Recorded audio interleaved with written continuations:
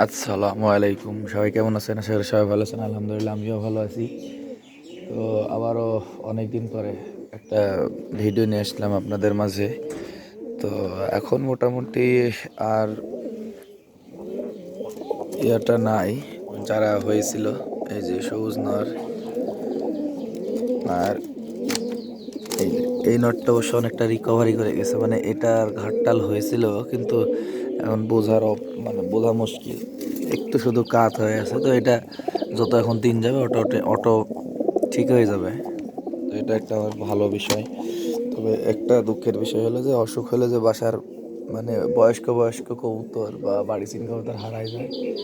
আর একটা উদাহরণ আপনাদেরকে বলেছিলাম, মানে বলা হয়নি তো বলি। এই যে এখানে গত বছর একটা মাদি আমাদের পালায় এসেছিল, লাল পিলং মাদি। 11 দিনের মাথায় বাসায় ব্যাক করছিল হারানোর পরে। তো এই মাদিটা আবার ওই এই অসুখ বাসায় থাকার কারণে অনেক সময় অনেক কবুতর পালাই যায়, মানে অটোমেটিক হারাই যায়। আর এখানকার যে আমাদের দুইটা বৃদ্ধ ছিল, আপনাদেরকে বলেছিলাম যে দুইটারই বয়স 10 বছর প্লাস। তো এই যে এখন খাঁচাটাতে এখন অন্য সে কবুতর হাজির, আর এই যে এটা নতুন কবুতর।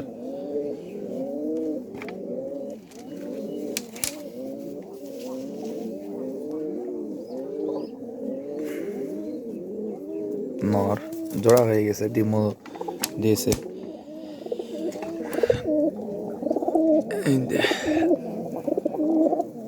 এই একটা নর।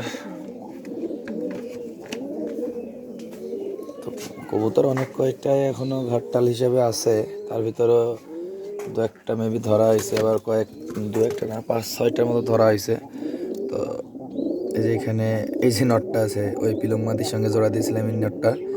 পরে যে আমার বাসার সবুজ বাচ্চা বাজে তার ছিল, খামোহার পরেও চলে আসছিল বাসায় প্যাক করে, ওই বাচ্চাও হারাই গেছে আমাদের এখান থেকে। ওই একদিনে হারাইছিল 3টা। তো ওরা জোড়া দিয়ে দিয়েছি ওখানে, আরও একটা হারাই দিয়েছি। এই মানে অসুখের ভিতরে কবুতর হলে এই যে সবচেয়ে কষ্ট হচ্ছে এই কবুতরটা আমার বাসায় যতগুলো আছে তার ভিতরে। মোটামুটি তাছাড়া সবাই দানা খাইতে পারছে। আর মোটামুটি এখন আর কোনো ধরনের অসুখ নাই বাসায়, এদিক দিয়ে ভালোই লাগতেছে। এই যতগুলো নিয়ে কবুতর আছে আর অসুস্থ নাই কেউ, সবাই ম্যাক্সি সুস্থই আছে। তো সবাই দোয়া করবেন আমার কবুতরের জন্য, যত তাড়াতাড়ি আমার বাসায় কবুতর সুস্থ হয়ে যায় এবং গরমের সিজনে কবুতর ভালোভাবে উড়াইতে পারি আর কি। সবাই ভালো থাকবেন। আল্লাহ হাফিজ। আসসালামু আলাইকুম।